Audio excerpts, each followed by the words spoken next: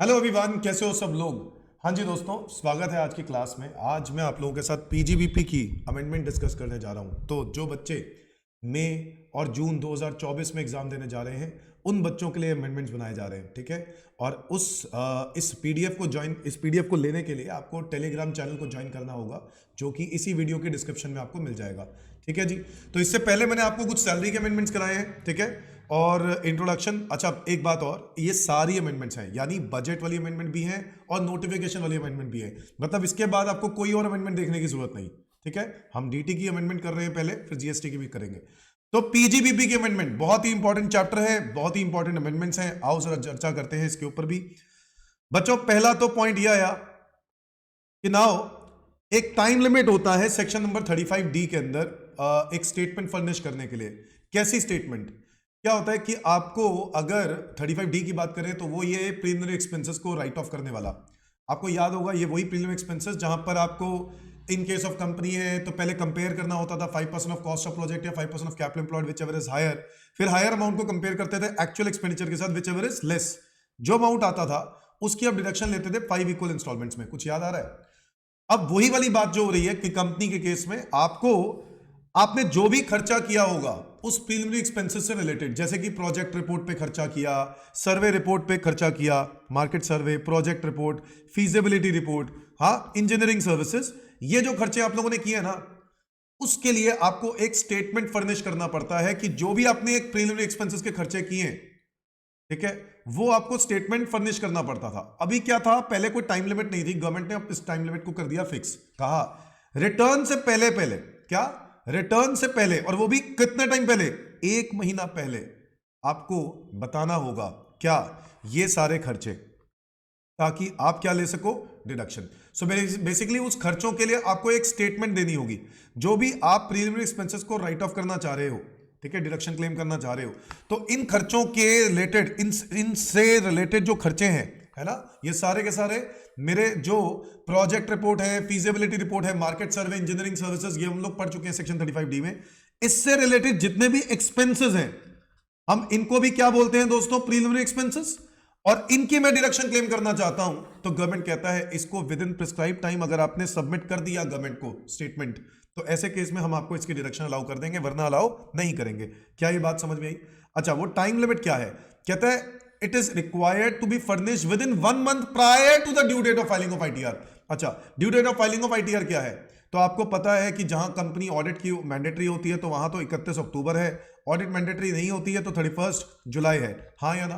तो वो जो ड्यू डेट्स हैं रिटर्न भरने की, तो वो ड्यू डेट से पहले पहले, मतलब ड्यू डेट से पहले, और वो भी 1 महीना पहले, यानी अगर 31 जुलाई की ड्यू डेट है तो उससे 1 महीना पहले, क्या हो गया, 30 जून। तो 30 जून से पहले पहले या 30 जून तक आपको क्या करना होगा, ये स्टेटमेंट फर्निश करनी पड़ेगी अगर आप उस खर्चे की डिडक्शन क्लेम करना चाहते हो तो। क्या ये बात समझे? ये है प्रीलिमिनरी एक्सपेंसेस के लिए, ओके।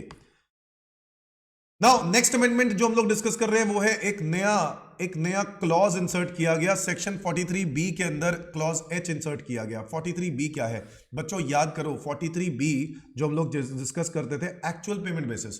कुछ ऐसे खर्चे हैं जिनकी डायरेक्शन सिर्फ एक्चुअल पेमेंट बेसिस पे ही मिलती है, मतलब पे किया तो मिलेगी, नहीं पे किया तो नहीं मिलेगी। याद आ रहा है? जैसे उसमें हम लोग पढ़ते थे, इंडियन रेलवेज को पेमेंट करोगे तभी मिलेगी, नहीं तो नहीं मिलेगी। गवर्नमेंट को टैक्सेस दोगे तो ही पे करोगे तो मिलेगी, नहीं तो नहीं मिलेगी।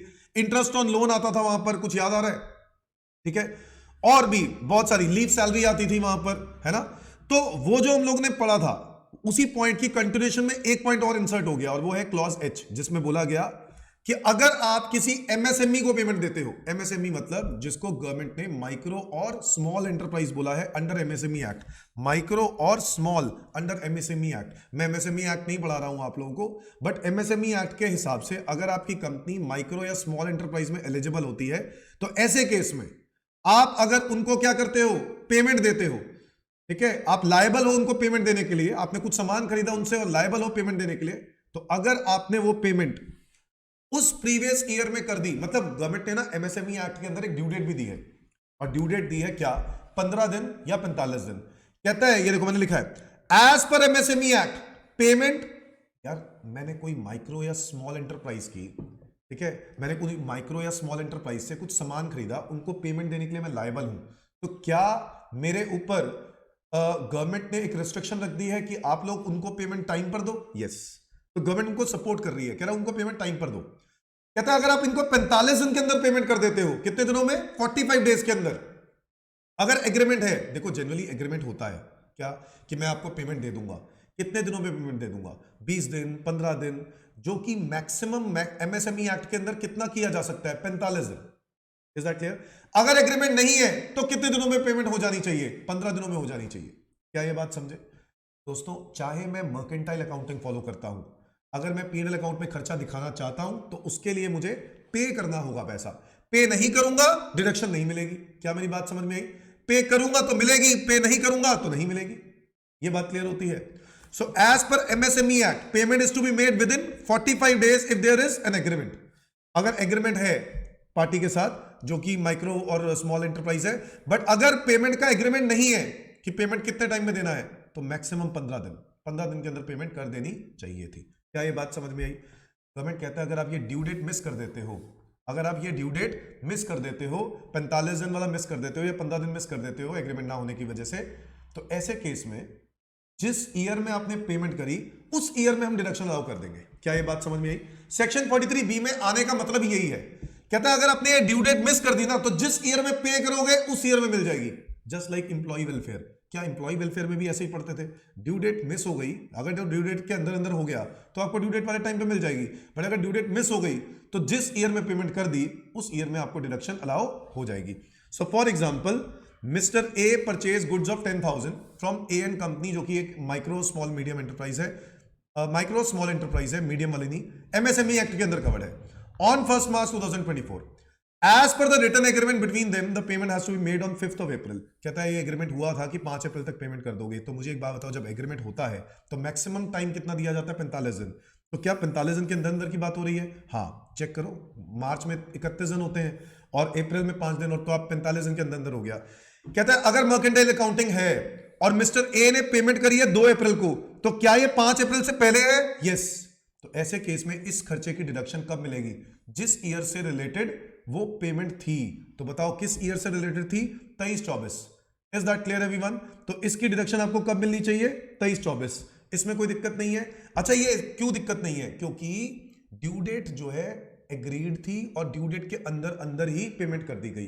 अगर ड्यू डेट के बाद करी तो गवर्नमेंट कहता है जिस ईयर में पेमेंट करोगे उस ईयर में मिल जाएगी। तो इसका मतलब है कि अगर मैं एक क्वेश्चन को चेंज कर दूं और मैं कहूं कि 20/4/2024 को पेमेंट करी है, यानी आपने जो ड्यू डेट बनती है 45 दिन का, उसके बाद बियॉन्ड पेमेंट करी है, तो ऐसे केस में आपने अगर 2024-25 में पेमेंट करी है तो 2024-25 में ही आपको क्या मिलेगी?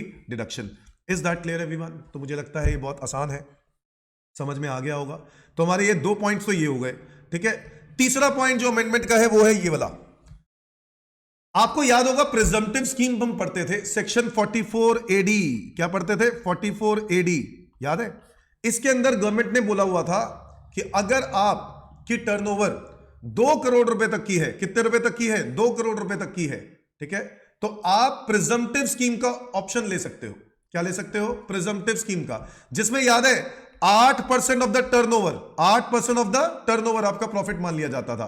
और अगर आपका जो बिजनेस है उसमें रिसिप्ट्स जो है वो चेक से आती हैं या बैंक से आती हैं, तो 6% ऑफ द टर्नओवर प्रॉफिट मान लिया जाता था। कुछ याद आ रहा है?